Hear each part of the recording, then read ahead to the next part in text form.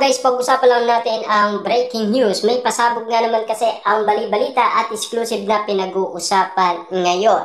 Wow! Anthony pinanindigan pagiging humble ni Daniel Padilla. Na alam niyo naman siguro na kilala ni Anthony si Daniel Padilla sa kanilang teleserye. Diba? Magkasama nga naman sila at lalong-lalo na sinama pa ni Daniel Padilla magbakasyon si Anthony sa probinsya.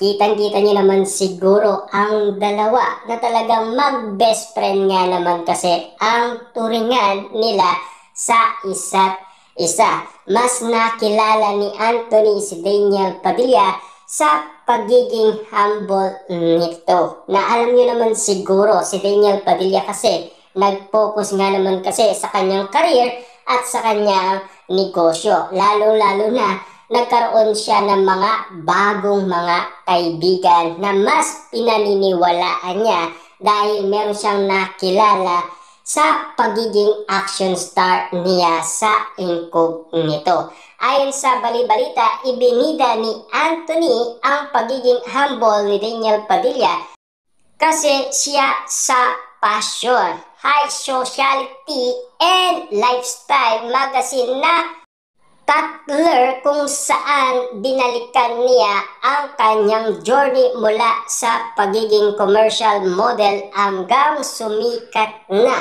Na alam niyo naman siguro, sumikat si Anthony sa pagiging love team niya kay Maris Racal dahil napakausay nga naman kasi nilang umarte, lalong-lalo na sa pinakita nila sa incognito. Na alam niyo naman siguro natigil ang issue noong sila ay pinag-usapan sa incognito. Ika nga kasi ng karamihan, nagsama-sama daw ang red flag na hindi nila alam. Yun pala ang magtatayo ng kanilang mga pangalan. Yan kasi ang sinasabi ng karamihan. Pero at least nakilala ni Anthony si Daniel Padilla bilang humble daw. Ayon pa sa karagdagang balita, wala sa plano niya ang maging isang artista at mapunta sa showbiz. Pero nang dumating ang opportunity ay hindi na siya ito pinalampas. Breakout role para sa kanya si Snoop, ang karakter niya sa teleserye Can't Buy Me Love. Siguro Can't Buy Me Love, yun talaga ang role na nabigay sa akin ng pangalan kasi doon dumaming endorsement ko and iba rin yung dala ng karakter.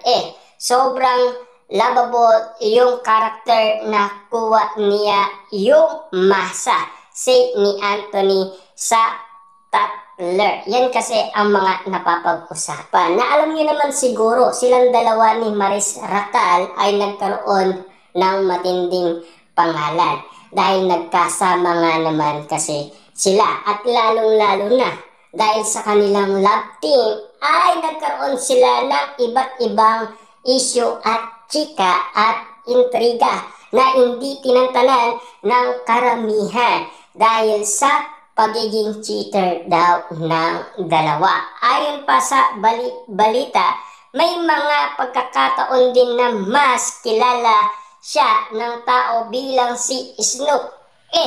Tumas na karakter naman niya sa incognito kaysa bilang Anthony. Natanong din siya kung paano niya napanatiling maging humble. Siguro nasa pagkatao ko sa pagpapalaki sa akin ng magulang ko. Yun naman yun, core ng lahat.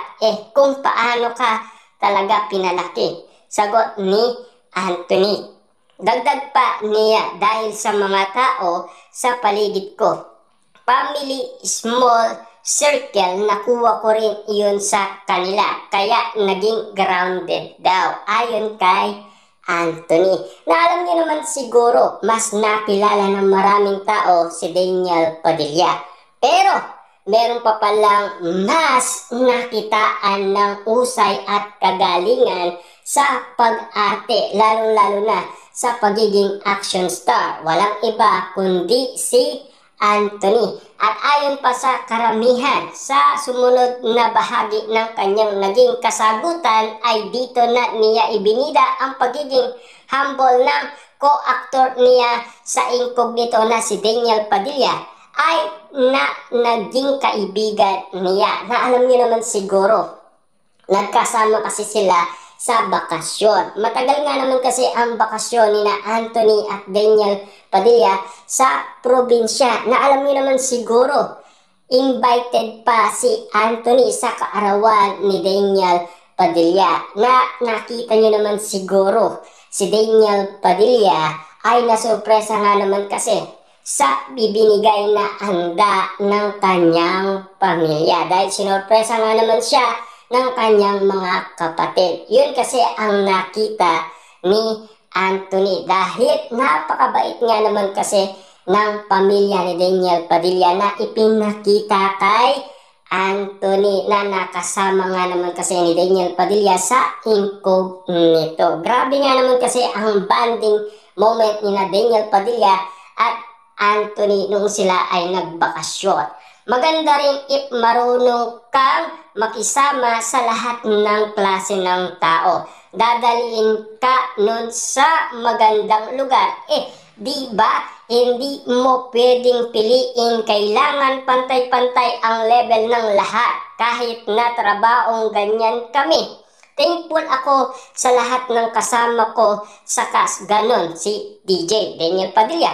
Ganon din kaya masaya akong naging kaibigan ko yun. Marunong siyang lumebel. Happy ako na naging magkasama kami sa circle din talaga.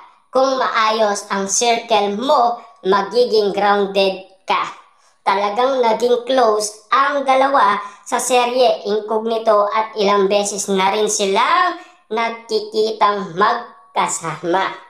Yan kasi ang mga pasabog ng balita sa atin patungkol umano sa pag-amin ni Anthony sa pagiging humble ni Daniel Padilla. Dahil matagal-tagal din silang nagkasama at lalong-lalo na mas nakilala pa ni Anthony si Daniel Padilla. Na alam nyo naman siguro, yun na kasi ang pagkilala kay Daniel Padilla sa incognito ng mga